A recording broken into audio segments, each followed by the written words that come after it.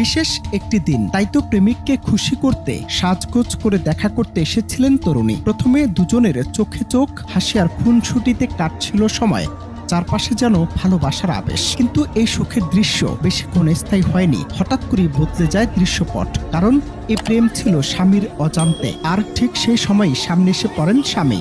মুহূর্তের মধ্যেই প্রেমের গল্প রূপ নেয় ভয়ঙ্কর উত্তেজনায়, যে দৃশ্য নিয়ে বর্তমানে তোলপাড় নেট দুনিয়া। সামাজিক যোগাযোগ মাধ্যমে ভাইরাল হওয়া ভিডিওতে দেখা যায় স্বামী স্ত্রীর হাত ধরে আটকে রাখছেন, প্রশ্নের পর প্রশ্ন ছুড়ে দিচ্ছেন, কিন্তু কোনো সদুত্তর দিতে পারছিলেন না স্ত্রী।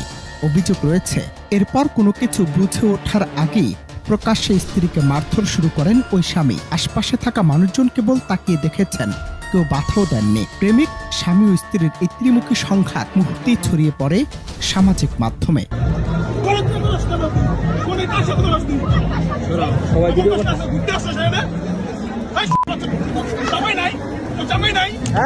এই ভিডিও ঘিরে নেট দুনিয়ায় শুরু হয়েছে তীব্র বিতর্ক।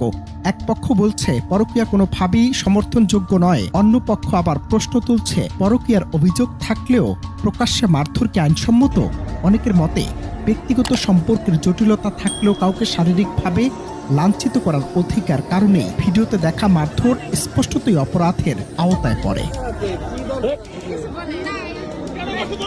তবে এখনো নিশ্চিত হওয়া যায়নি ঘটনাটি ঠিক কোন এলাকার কিংবা ভিডিওটি কবে ধারণ করা হয়েছে। তবু একটি ভিডিও আবারও প্রশ্ন তুলে দিল, ব্যক্তিগত সম্পর্কে দ্বন্দ্ব কিভাবে জনসম্মুখে সহিংসতায় রূপ দিচ্ছে। সামাজিক যোগাযোগ মাধ্যমে ভাইরাল হওয়া এমন দৃশ্য কি আমাদের সমাজের নৈতিক অবক্ষয়ের প্রতিচ্ছবি, নাকি আইনের দুর্বল প্রয়োগই এমন ঘটনার জন্ম দিচ্ছে?